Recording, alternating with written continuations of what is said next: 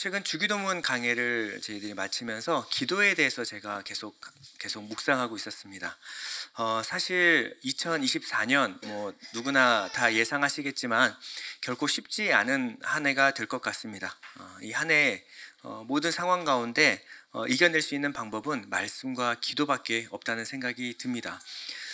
무엇보다도 우리가 드려야 될 기도가 어떤 기도일까라는 묵상 가운데 하나님이 저에게 이 한나의 기도를 보여주셨습니다. 이 한나가 살던 이 시대는 어떤 시대일까요?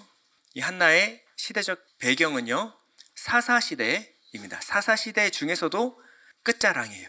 결론부터 말하면 사사시대는 가장 깊은 어둠 가운데 있던 시대였습니다. 모든 영역에 어둠밖에 없던, 그래서 영적으로 또 도덕적으로 현실적으로 또 앞날에도 아무런 소망이 없는 총체적인 난국이 사사기 말기 시대였습니다. 먼저 이 시대는요, 영적인 타락이 극심했습니다. 이것을 잘 보여주는 것이 사사기 17장에서 18장에 나오는 미가의 이야기인데요. 이야기를 간추려면 이렇습니다. 미가라는 한 사람이 있었어요. 그런데 어머니의 돈을 훔칩니다.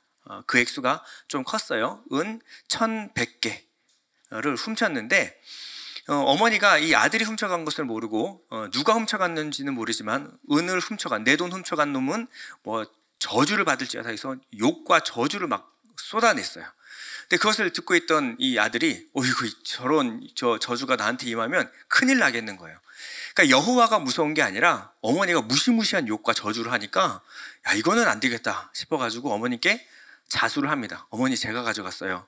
그랬더니 어머니가 이 자기가 뱉어낸 저주가 있잖아요. 이게 아들한테 흘러갈까봐 겁이 나서 여호와여, 우리 아들이 복을 받기를 원합니다. 갑자기 말을 바꾸기 시작했어요. 그리고 은을 얘가 훔쳐간 게 아니라 이제 제가 아들에게 줄 거예요 라고 해서 은을 녹여가지고 신상을 만듭니다. 신상을 만들어서 집에다가 신당을 짓고 그 신상을 모셔놓고, 수호신이죠, 아들을 지켜주는 신을 만들어 섬기고 있었습니다. 그러니까 세상에 아들에 대해서 어떤 훈계 이런 거 없고요. 여호와 신앙이 완전히 바닥을 쳐서 그저 기복신앙, 그리고 저급 무당 잡교가 돼버린 겁니다. 그냥 하나님은 어떤 하나님의 언약도 필요 없고 하나님 뜻 다 필요 없고요. 그냥 복과 저주를 내리는 그냥 잡교가 돼버린 거예요. 이게 바로 그 시대의 영적 타락성을 보여주는 단편적인 모습입니다.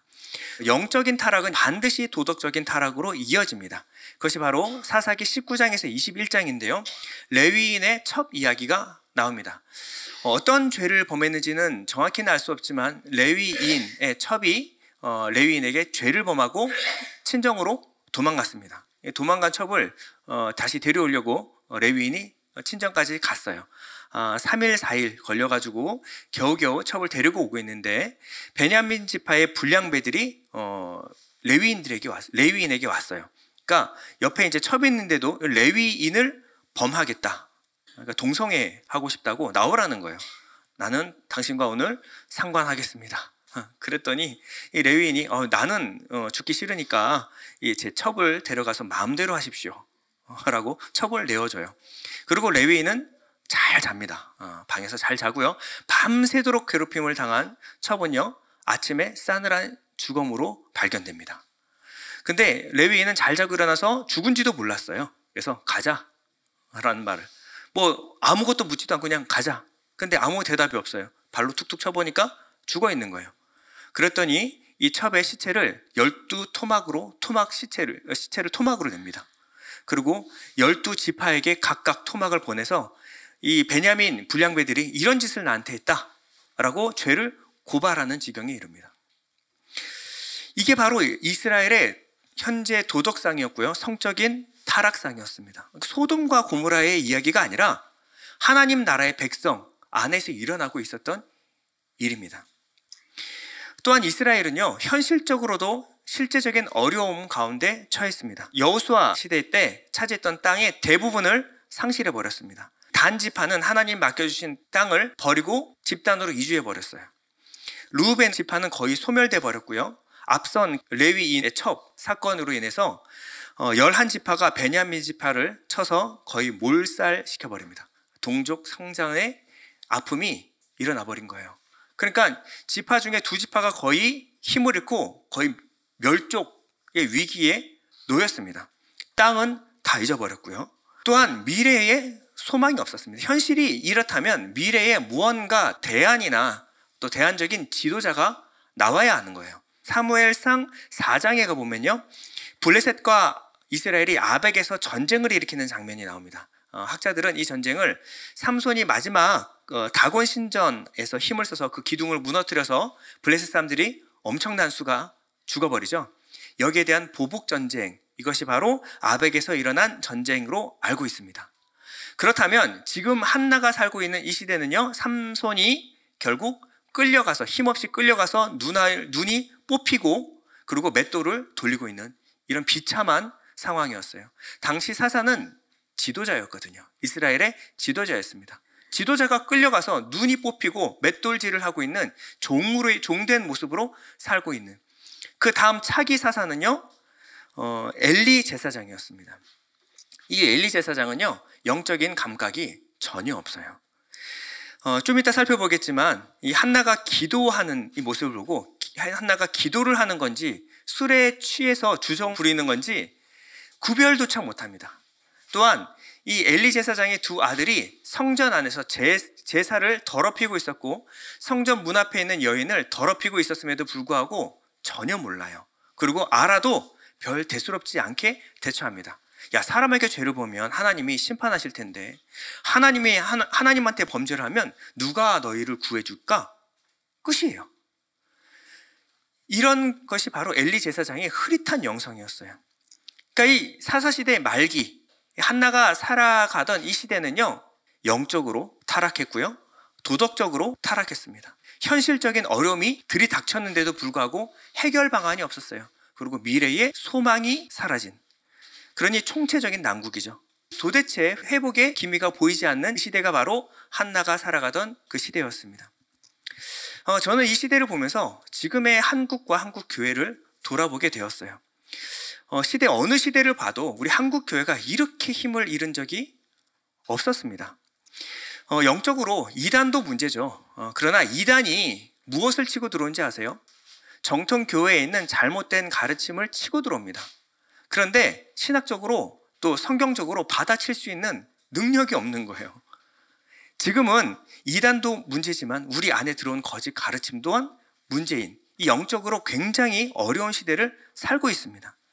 또한 도덕적으로 교회 안과 밖이 구별되지 않아요. 오히려 교회 밖의 사람들이 교회를 걱정합니다. 너희 그렇게 살아도 되겠느냐.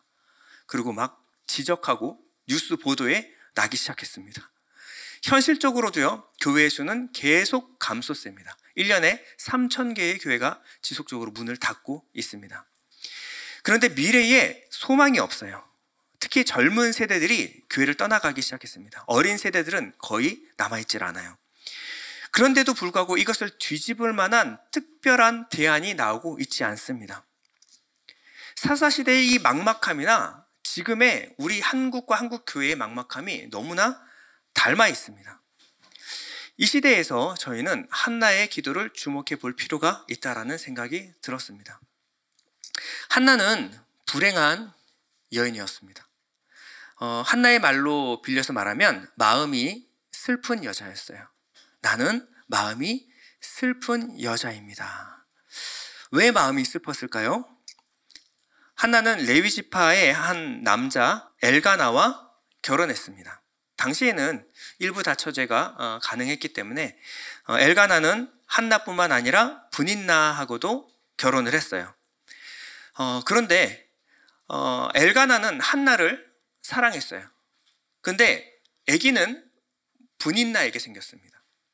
그러니까 한나를 너무나 사랑했지만 분인나하고는 원터치 원 베이비가 태어났어요. 그러니까 한나는 아무리 노력해도 애가 안 생기는데 분인나는 족족 애가 생기는 거예요. 고대 사회에서는 대를 이을 수 있는 아들이 없다는 것은 지금의 상황과는 전혀 다른 상황입니다. 이 당시에는 가부장 사회였기 때문에 이 아들이 있는 것과 없는 것은 천지 차이였습니다. 또한 노동력이 굉장히 귀한 시대에서 이 아들은 굉장히 강력한 힘을 상징하는 것이기도 했습니다. 어릴 때는 부모가 아들을 돌보지만 나이가 들어서 늙어지게 되면 아들이 부모를 돌보는 거예요. 그런데 분인나에게는 아들이 있는데 한나에게는 아들이 없죠. 그리고 분인나와 한나의 사이는 아주 좋지가 않습니다. 그럼 시간이 지나면 아무리 남편 사랑 먹고 산다라고 하지만 시간이 지나서 남편이 약해지면 자신을 돌봐줄 사람이 아무도 없는 거예요. 그러니까 한나는 미래가 없는 겁니다. 지금 아무리 남편의 사랑을 받아봤자 별 소용이 없어요. 또한 분인나는 한나를 이제 괴롭히기 시작했습니다. 본문 4절에서 7절 한번 보면요. 엘가나가 제사를 드리는 날에는 제물의 분깃을 그의 아내 분인나와 그의 모든 자녀에게 주고 한나에게는 갑절을 주니 이는 그를 사랑함이라. 근데 그의 적수인 분인나가 그를 심히 격분하게 하여 괴롭게 하더라. 매년 한나가 여호와의 집에 올라갈 때마다 남편이 그같이 하매 분인나가 그를 격분시킴으로 그가 울고 먹지 아니하니. 눈치 있는 분들은 여기에 뭐가 문제인지를 발견할 수가 있습니다. 자, 분인나는 분이 났어요. 한나는 화가 납니다. 자, 이 두 여자가 화가 나는 이유가 뭘까요? 남편 때문이에요. 남편이 한나를 사랑하는 거는 나쁜 일이 아닙니다. 좋은 일이에요. 그런데 굳이 사랑하는 방법이 지혜롭지 못한 거예요. 분인나 앞에서 갑절을 주는 거죠. 나는 너를 더 사랑하니까. 그러면 분인나는요, 솔직히 한나만 아니라 분인나 입장에 한번 대보세요. 남편 자식 다 낳아서 내가 열심히 키우고 있는데 남편은 누구만 사랑해요? 한나만 사랑하니 그러니까 얼마나 분이 나겠어요. 그렇죠? 그러니까 한나를 막 시비를 겁니다. 야, 남편 사랑해봤자 너한테 문제가 있는 것 같아. 아무리 남편을 사랑하면 뭐하냐? 넌 남편의 아들도 낳아주지 못하는데 너는 문제가 있는 것 같아.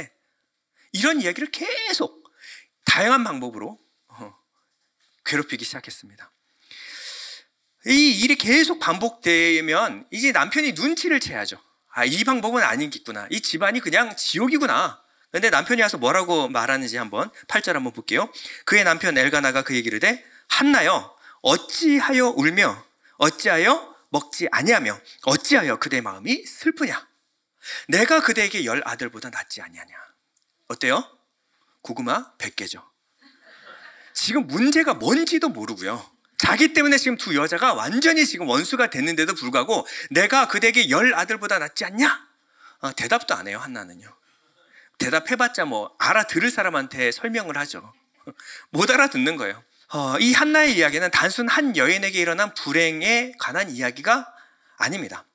성경은 이 한나의 불행과 이스라엘의 비참을 하나로 묶고 있어요. 한나에게 일어난 비참한 상황이 이스라엘에게 일어난 비참한 상황과 동일하다라는 거예요. 이스라엘 또한 미래가 없습니다.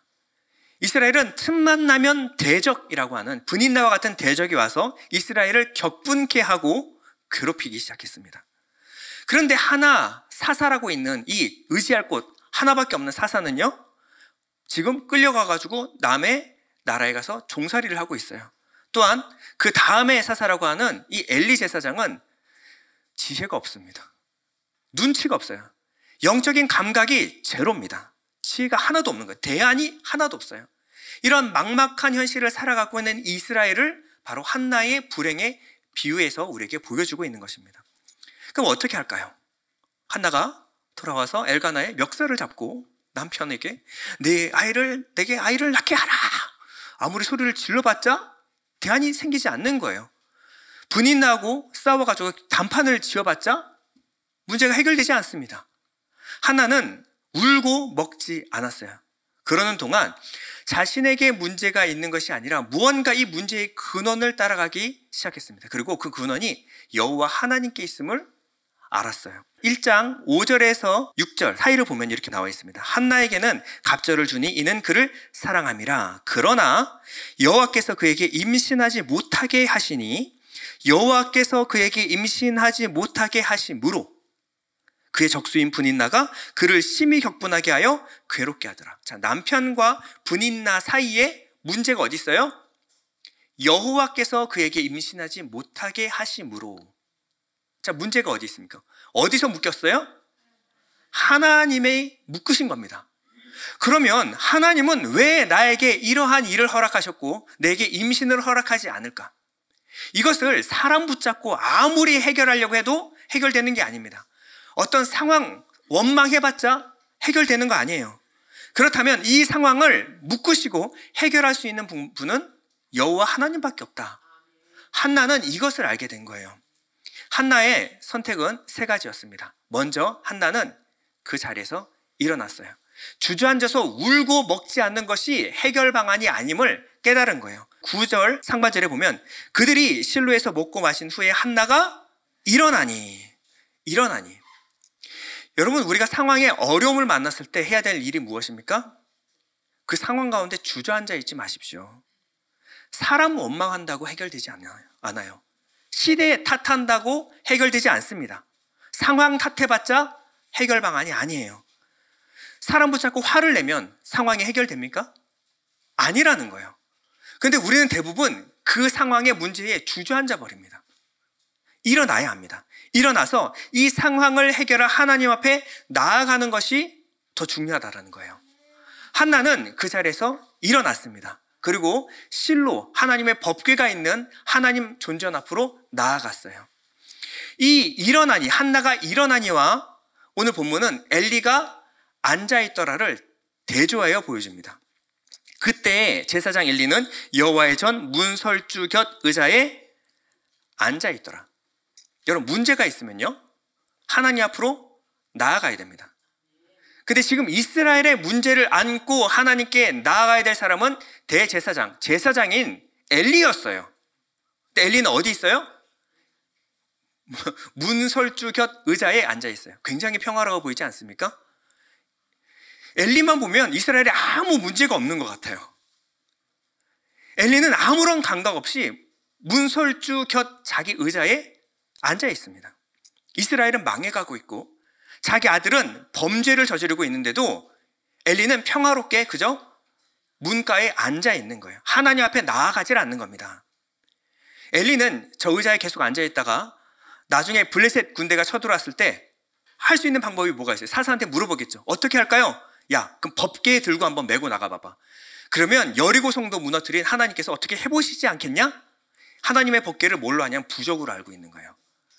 이 법궤 메고 갔다가 두 아들 그 자리에서 죽고요, 법궤마저 빼앗깁니다. 그 소식을 들은 엘리는 그 자리에서 뒤로 자빠져서 목이 부러졌어요. 경상도 말로 지랄하고 자빠졌네. 이게 욕이 아닙니다. 지랄이라는 게 길을 벗어나다. 이게 경상도 사투리거든요. 그래서 길을 벗어나 죽었다. 이게 지랄하고 자빠졌다라고 합니다. 네, 그 엘리는 감각이 없는 거예요. 앉아 있을 때가 아니라는 거죠.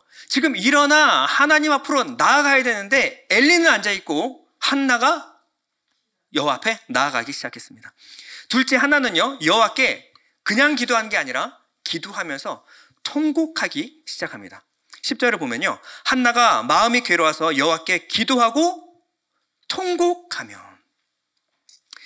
이전에 이 한나는요 그 자리에 앉아서 울고 먹지 않았습니다. 그냥 격노했고 그리고 그냥 굶을 뿐이었어요. 아무것도 대안이 되지 않았어요. 그러나 이제 한나는 일어나 여호와 앞에 나와서 기도하고 통곡하기 시작했습니다. 한나는 기도를 선택한 거예요. 여러분, 마음속에 있는 답답함과 어려움이 있습니다. 근심과 염려, 걱정이 있어요. 이것이 우리에게 없으면 좋겠지만 그렇지 않을 수 있는 사람이 없죠. 상황이 어려우면 염려, 근심, 두려움이 임합니다. 그러면 염려한다고 문제가 해결되지 않아요. 하나님께 나와서 아뢰면 거기서부터 문제가 해결되기 시작합니다. 염려와 기도는 아주 닮아 있어요. 그래서 항상 이것을 두 가지를 같이 비교합니다. 너희는 아무것도 염려하지 말고 오직 모든 일에 기도와 간구로 하나님께 감사함으로 아뢰라. 염려의 순간 우리가 해야 될 게 뭐예요? 기도라는 거예요. 염려와 기도를 여러분 구별하셔야 돼요. 이 엘리는요, 한나의 이 통곡하며 기도하는 것을 보고 엘리의 반응은 아주 충격적이었습니다. 한나를 보고 술 취했다라고 생각한 거예요. 12절 하반절 여러분 한번 같이 읽어볼게요. 시작. 엘리가 그의 입을 주목한즉 하나가 속으로 말하매 입술만 움직이고 음성은 들리지 아니하므로 엘리는 그가 취한 줄로 생각한지라. 엘리가 그에게 이르되 내가 언제까지 취하여 있겠느냐 포도주를 끊으라 하니. 지금 어둡고 암울한 시대, 이 이스라엘을 보면서 통곡하며 기도해야 될 사람이 바로 엘리입니다. 근데 엘리는 한나의 기도조차 이해하지 못하고 있는 거예요. 그렇다면 이스라엘 백성들의 울고 통곡하는 목소리를 들을 때 엘리는 감각이 있었을까요, 없을까요? 없는 거예요. 왜 우는지를 몰라요. 왜 답답한지를 몰라요. 헤아릴지 모릅니다. 기도하는 모습과 술 취한 모습을 구별하지 못하는 것은 왜일까요? 엘리는 단 한 번도 그렇게 기도해 본 적이 없기 때문에 그래요. 본인이 그런 기도를 드렸으면요, 그런 기도 드리는 사람의 마음이, 심정이 통하기 시작합니다. 마음속에 아픔이 있구나, 어려움이 있구나, 상처가 있구나. 그럼 어떻게 해요? 같이 기도해 줘야죠. 그런데 이 한나를 보고 너 술 취했구나. 그러니까 눈이 이제 안 보이니까 와가지고 이렇게 뚫어지게 쳐다봤겠죠. 뭐 하는 거지? 입술 움직이는데 말이 안 나네? 술 취했구나, 술 취했구나. 이게 제사장으로 할 일입니까? 이 한나가 이렇게 대답을 합니다. 한나가 대답하여 이르되 내 주여 그렇지 아니하나이다. 나는 마음이 슬픈 여자라. 포도주나 독주를 마신 것이 아니요 여호와 앞에 내 심정을 통한 것뿐이오니 당신의 여종을 악한 여자로 여기지 마옵소서. 내가 지금까지 말하는 것은 나의 원통함과 격분됨이 많기 때문이니이다 하는지라. 이 자기 안에 원통함과 격분됨을 하나님 앞에 아뢰고 있었습니다. 이게 설명을 해줘야 아는 거죠. 이 모든 문제의 근원은 하나님께 있었고 하나님 앞에서 원통함과 격분된 이 마음을 쏟아놓는데 시간이 필요했습니다. 그래서 오랜 시간 기도하다 보니 제가 이 기도를 드리고 있었습니다. 이 한나가 말한 것 중에 주목해 봐야 될 것은 15절 하반절입니다.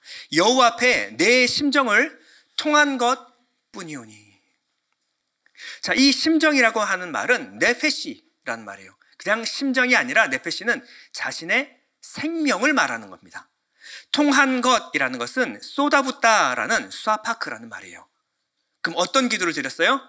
하나님 앞에 내 목숨을 쏟아놓아 기도하고 있었습니다.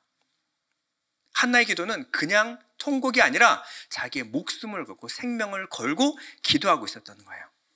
이 기도를 드리다 보니 기도가 길어졌고 깊어졌고 자신의 목숨을 거는 기도가 시작이 된 겁니다.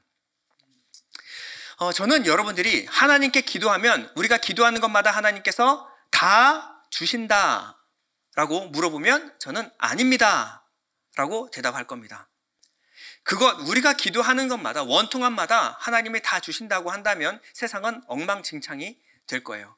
우리가 욕심으로 구하는 것과 하나님의 뜻으로 구하는 것을 구별하지 못하기 때문에 우리의 기도는 처음에는 우리가 미련한 것을 구할 수가 있어요. 하나님은 그것을 다 주시지는 않습니다.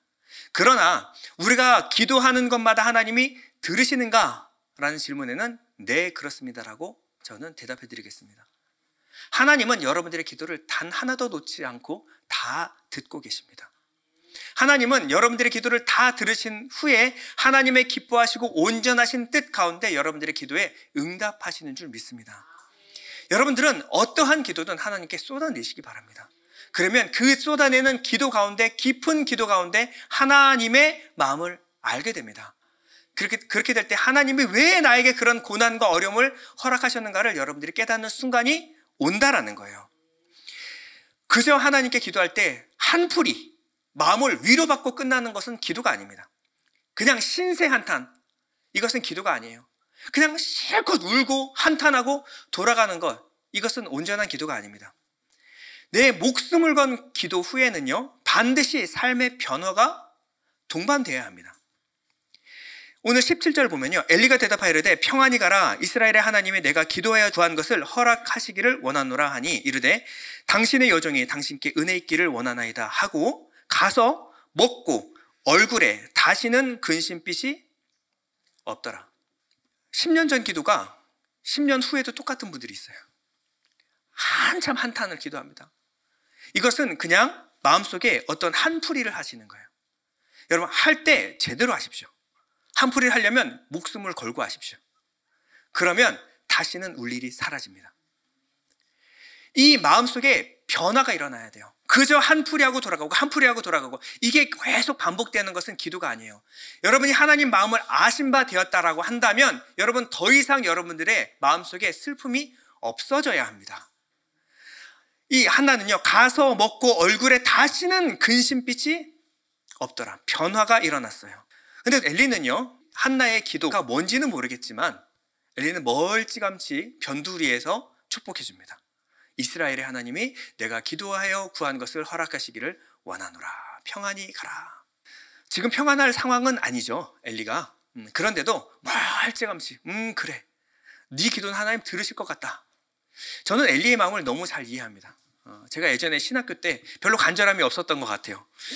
부끄러운 과거지만 다 같이 기도하겠습니다 해서 이제 집회 때 기도를 막 하고 있는데 제 옆에 있던 좀 떨어져 있던 한 분이, 여자분이 기도를 하는데 너무 울면서 통곡하면서 엉엉 소리를 내면서 기도를 하시는 거예요. 그러다 보니까 기도를 하다가 제 기도보다 그분이 자꾸 신경이 쓰이기 시작했습니다. 그래서 하나님께 기도를 드렸어요. 하나님, 저는 됐으니까 저분 기도를 좀 들어주셔야 되겠습니다. 저보다 저 사람이 너무 급한 것 같아요. 좀 제발 좀 진정시켜 주십시오 라고 기도를 했어요. 여러분, 하나님의 은혜가 필요하지 않은 사람은 없습니다. 문제는 내 문제를 들여다보지 못하는 게 문제예요. 분명히 하나님께 내가 기도해서 해결해야 될 문제가 있는데도 불구하고 보지 못하는 사람이 있고 보는 사람이 있는 거예요. 보는 사람이 은혜가 있습니다. 하나님을 간절히 찾고 구하는 자에게 하나님은 반드시 만나주십니다. 그런데 하나님께 그거 좋은 거면 저도 한번 줘보시던가요? 하나님 절대 은혜 안 주십니다. 뭔가 하나님 내 삶에 좀 변화가 일어났으면 좋겠는데 한번 좀 해보시죠. 절대 허락을 안 해주십니다. 하나님은 간절히 찾는 자에게 은혜를 허락해 주십니다. 하나님께 진짜 내 삶에 변화가 일어나길 원하는가, 그리고 내 삶에 내 기도에 응답이 일어나길 원하는가. 어떻게 기도해야 될까요? 내 목숨 걸고 내 생명 걸고 기도하는 거예요. 하나님, 이 기도로 이 문제 해결받길 원합니다. 이게 이 기도가 중요한 거예요. 셋째, 한나는요, 여호와께 서원을 했습니다. 11절인데요 여러분 다 같이 한번 읽어보겠습니다. 시작. 서원하여 이르되 만군의 여호와여, 만일 주의 여종의 고통을 돌아보시고 나를 기억하사 주의 여종을 잊지 아니하시고 주의 여종에게 아들을 주시면 내가 그의 평생에 그를 여호와께 드리고 삭도를 그의 머리에 대지 아니하겠나이다. 우리는 이제 서원 기도하면 잘못된 서원 기도를 하도 많이 접해가지고 좀 거부 반응까지 이제 있습니다. 우리가 서원 기도하는 것은 막 감정에 북받쳐가지고 집회에서 지금 선교사로 목회자로 헌신할 분 일어서십시오. 그럼 그때 헌신한 그 서원 때문에 평생에 짐이 되시는 분들도 있을 것이고, 어떨 때는 하나님 이번 것만 잘 되게 하시면 10억 그 중에 제가 11조 드리겠습니다. 1억 드릴게요. 기도 응답 안 되면 부족하신 것 같으니까 제가 섭섭치 않게 5억까지 5억 딜? 여기 더 이상은 안 됩니다. 5억 제가 드리겠습니다. 그러니까 자기의 이익을 딱 챙겨놓고 주시면 드릴 테니까 달라는 거죠. 예, 이걸 서원 기도로, 이것은 딜이라고 합니다. 딜, give and take. 하나님하고 거래하는 거죠. 이 병만 나으면 하나님께 와서 주말에는 내가 몸으로 헌신하겠습니다. 이거 딜이라고 하는 거예요. 이건 서원이 아닙니다. 잘 보시면 한나는 어떻게 하나님께 서원 기도를 올려드리고 있을까요? 주의 여종에게 아들을 주시면 내가 그의 평생에 그를 여호와께 드리고 삭도를 그의 머리에 대지 아니하겠나이다.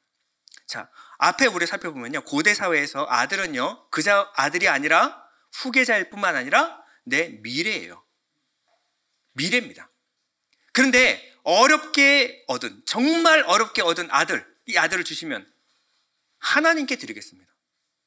그럼 한나는 뭐가 남아요? 하나도 남지 않아요. 아니, 손해입니다. 힘들게 해산하여 낳아서 길러서 하나님께 드린다. 지금 아들이 10명이 있는데 1명 드립니다. 이게 아니라 하나도 없어요. 하나도 없어요. 근데 지금 하나 주시면 둘째 주실지 안 주실지 모르겠어요. 그런데 하나 생기면 하나님 드리겠습니다. 그냥.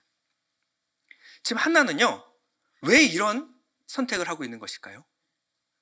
왜 한나에게 이런 일이 일어났을까요? 자, 한나의 기도를 보면 그 해답이 보입니다. 자, 한나는 처음 기도를 시작했을 때 하나님, 제게 아들 하나 주십시오. 그것만 있으면 이 모든 문제가 좀 해결될 것 같습니다. 남편 엘가나와도 잘 지낼 것 같고 분인나에게 보기 좋게 한 방 먹일 수 있을 것 같아요. 이제는 무시당하지 않고 나 몸에 문제 없다, 나 괜찮다, 이것도 한번 당당하게 말해보고 저도 좀 살만할 것 같습니다. 이렇게 시작을 했어요. 근데 기도하는 동안 이 기도가 그치질 않기 시작했어요. 12절 상반절에 보면 그가 여 앞에 오래 기도하는 동안에 기도는 깊어졌고 목숨을 건, 생명을 건 기도가 시작되었습니다. 통곡하며 기도하는 가운데 하나님을 만나기 시작했어요. 그 순간 하나님의 마음과 한나의 마음이 만나기 시작했습니다. 한나는 자기가 세상에서 가장 불행한 여인, 마음이 슬픈 여인으로 알았어요. 근데 하나님과 그 마음과 마음이 만나고 난 뒤에 하나님이 울고 계시는 것을 보았어요. 하나님이 고통스러워하고 계시는 것을 알게 되었습니다. 이스라엘은 지금 불임 상태였어요. 영적으로, 도덕적으로 완전히 무너졌고 현실적으로도 너무 큰 고난 가운데 있지만 어떠한 대안도 없는, 미래에 어떠한 지도자도 대안도 없는, 아니 지도자라고 하는 사람은 기도와 술 취함도 구별하지 못하는 눈먼 지도자였어요. 근데 이 상황을 뒤집을 만한 생명이 준비되지 않고 있습니다. 그들을 구원하기 위한 사사는 지금 끌려가서 종살이를 하고 있고요, 지금의 사사는 믿을 수가 없어요. 하나님은 그 대안으로서의 이 생명이 필요했어요. 그런데 그 누구도 거기에는 관심조차 없어요. 그저 나 잘 먹고 잘 사는 데만 관심이 있었어요. 자신의 목숨을 걸고 생명을 걸고 기도하는 한나에게 하나님 찾아와서 하나님은 마음과 마음을 나누기 시작했습니다. 그 순간 고래고래 소리지면서 기도하던 한나의 기도가 사그라들기 시작했어요. 입술은 움직이는데 소리가 나오지 않기 시작했어요. 여러분, 이게 무슨 기도인지 아세요? 듣는 기도입니다. 듣는 기도예요. 계속해서 자기의 기도만 아래다가 어느 순간 하나님의 마음이 확 와닿으니까 하나님의 마음이 들리기 시작했어요. 하나는 자신의 기도를 멈췄습니다. 그리고 하나님의 마음을 느끼기 시작했습니다. 그 다음부터 하나님을 위하여 결단하기 시작한 거예요. 하나님, 생명을 낳지 못하는 이스라엘, 제가 이스라엘의 아들을 낳기 원합니다. 제게 아들 주시면 제 아들 아니라 하나님을 위한 이스라엘의 아들로 드리겠습니다. 당신의 슬픔을 그치게 할 수 있는 그 사람을 제게 주십시오. 제 아들이 아니라 하나님의 필요로 하는 그 생명을 내게 주십시오. 그러면 제가 낳아서 드리겠습니다. 하나님의 나라를 이어갈 그 후계자, 그 아들을 낳게 해주십시오. 나를 위한 아들이 아니라 하나님 나라를 위한 그 아들을 내게 주십시오. 하나님의 탄식을 그치게 할 그 아들을 제게 주십시오. 한나의 기도가 바뀌기 시작한 거예요. 여러분, 아셔야 될 것은 한나는 뭐 대단한 여자 아닙니다. 그냥 남편에게 사랑받고 싶었을 뿐이에요. 그리고 이 분인나에게 떳떳하고 싶었을 뿐입니다. 그냥 그렇게 시작한 거예요. 자기 문제 가지고 하나님께 나아간 거예요. 그런데 그 문제를 통하여 무엇을 봤어요? 이 시대의 문제를 봤고 하나님의 아픔을 보기 시작했습니다. 그냥 떼쓰는 기도에서 목숨을 건 기도로, 그리고 하나님의 깨어진 마음을 아는 기도로 이어지기 시작했어요. 위로받고 싶었는데 하나님을 위로하기 시작했습니다. 그리고 이스라엘을 위한 그 생명을 제가 낳겠습니다. 서원하기 시작한 거예요. 여러분, 하나님은 이 여인을 통하여 사무엘을 낳게 합니다. 이 사무엘은 사사시대를 끝내버리는 위대한 사사였어요. 하나님은 끊어진 하나님의 말씀을 이 사무엘을 통하여 다시 시작하셨어요. 사무엘에게 말씀하셨어요. 사무엘아, 사무엘아. 이 얘기를 누가 들어요? 엘리도 못 듣고 어린 사무엘이 듣기 시작하는 거예요. 드디어 이스라엘이 듣기 시작한 겁니다. 하나님 이스라엘에게 말씀하기 시작한 거예요. 그리고 이 사무엘이 누구에게 기름을 붓습니까? 결과적으로 다윗에게 기름을 붓습니다. 이 다윗이 결국 하나님의 마음에 합한 자가 되는 거예요. 다윗은 블레셋 군대 앞에 담대하게 섰습니다. 너는 칼과 단창으로 내게 나오지만 나는 만군의 여호와의 이름으로 내게 나아가노라. 내가 너의 목을 오늘 베어서 이스라엘의 하나님이 계신 것을 만천하에 알게 하겠다. 여러분, 이 반전이 어디서 일어났어요? 바로 한나의 기도에서부터 시작되는 것입니다. 여러분, 이 시대가 사사기 말기 시대를 보는 것 같아요. 교회는 힘을 잃어가고 있고요, 성도들은 약해져 있습니다. 이제는 어디 가서 예수 믿는다는 소리 하는 게 부끄러운 시대가 되어버렸어요. 교회는 젊은 세대들이 사라지기 시작했습니다. 어린 세대들은 이제 씨가 말리기 시작했어요. 선교와 전도의 문이 막혔다라고 다들 얘기하고 있어요. 이게 뭐죠? 불임입니다. 불임. 교회가 생명을 낳지를 못하는 거예요. 아니, 낳는데 관심 별로 없어요. 이 후대가, 다음 세대가 끊기든 말든 내 신앙 하나 지키는데 버거운 세대가 되어버렸습니다. 하나님은 지금 이 교회를 향해서 어떤 마음을 갖고 있을까요? 하나님은 지금 울고 계십니다. 하나님은 지금 울고 계세요. 고통스러워하고 계십니다. 그러면 답이 있을까요? 예, 물론 답이 있습니다. 이 시대에 하나님의 마음을 공감하며 자신의 생명을 쏟아부어 기도하는 한 사람이 있다면 이 상황은 역전될 줄 믿습니다. 여러분, 저는 이 한나의 기도를 보면서 이 한 장면이 생각이 났어요. 어떤 3, 4살밖에 안 되는 딸 아이가 울고 있는데 아빠가 와서 이 울고 있는 딸 아이를 안아주는 모습이었어요. 아빠가 안아주고 나니까 마음에 위로를 얻습니다. 가라앉았어요. 딸이 울음을 그치고 아빠를 바라봤는데 아빠의 눈에 눈물이 그치질 않는 거예요. 이제는 딸이 아빠를 걱정하기 시작합니다. 아빠 왜 그래? 아빠 괜찮아? 아빠는 늘 괜찮은 줄 알았어요. 근데 이전에 경험하지 못했던 슬픔이 아빠에게 있는 것을 딸이 본 거예요. 그러고 나선 딸이 이제 아빠를 안아줍니다. 그리고 아빠의 등을 토닥토닥 두들기기 시작했어요. 이 고사리만한 자그마한 손, 여기서 온기가 느껴지고 아버지가 위로를 받기 시작했습니다. 하나님은 지금 한나에게 위로를 받으신 거예요. 지금 상황이 이런데 그 누구도 이 상황 가운데 하나님 앞에 나와 우는 사람이 없다. 교회가 망해가고 있는데 이 상황 가운데 하나님 앞에서 목숨을 걸고 생명을 걸고 기도하는 사람은 단 한 사람이 없다. 교회는 불임인데 다음 세대는 끊겨가는데 다음 세대를 위해서 헌신할 이 대안이 나오고 있잖아요. 뭘 위해서 기도합니까? 하나님, 세상 망해도 내 아들은, 내 딸은 잘 되게 해주십시오. 여러분, 망해가는 세상에서 잘 되는 게 어떤 의미가 있죠? 경제가 무너지고 전쟁이 일어나고 환경 기후 문제 때문에 이렇게 지금 세상이 흔들리고 있는데 이 땅에서 내 아들, 내 딸 하나 잘 되는 게 어떤 의미가 있죠? 여러분, 하나님은 지금 우리에게 기도를 요청하시는 거예요. 목숨을 걸고 기도하면 이 기도를 통하여 이 상황을 하나님이 역전시킬 수 있습니다. 누구를 통해서? 하나님의 마음을 알고 목숨을 건 기도를 시작하는 그 단 한 사람을 통하여 하나님은 역전을 시작할 것입니다.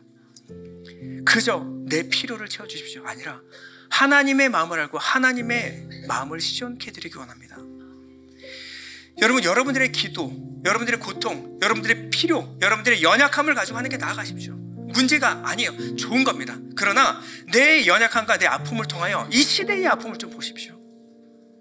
내 부족함을 통하여 이 시대가 뭐가 필요한지를 여러분 느끼시는 은혜가 있기를 축원드립니다. 하나님의 마음이 내 마음으로 다가오는 순간을 경험하셔야 돼요. 상한 마음으로 고통스러워하는 이 하나님의 마음을 알고 우리가 하나님의 마음을 따라 기도하시는 여러분 되길 소원합니다. 망해가는 세상에서 성공하길 기도하기보다 하나님께 붙들려 망해가는 세상 뒤집어 놓는, 다시 회복하는 위대한 사람으로 만들어 주십시오. 내 자녀 하나 잘 되는 것이 아니라 하나님, 내 자녀를 통해서 이 시대의 영적인 상황을 역전시켜 주십시오. 내 자녀가 다윗이 되게 해주십시오. 하나님, 내 생명을 드립니다. 나를 통하여 이 시대를 변화시켜 주십시오. 여러분, 이런 기도 드린 사람 없을까요? 하나님의 마음을 알아서 하나님의 마음을 따라 기도하는 사람이 없을까요? 하나님은 오늘도 이 한 사람을 찾고 계시는 줄 믿습니다. 우리 잠시 기도할 때 하나님, 이 현실의 고통을 아뢰고 문제를 아뢰고 하나님께 나아가십시오. 그러나 이 문제에 넘어 계신 하나님, 이 모든 상황을 주장하고 계신 하나님, 하나님의 마음을 알아서 하나님이 원하시는 뜻에 따라서 내 목숨 건 기도가 시작되기를 원합니다. 하나님 나로 무릎 꿇고 기도하게 하여 주옵소서. 정말 기도.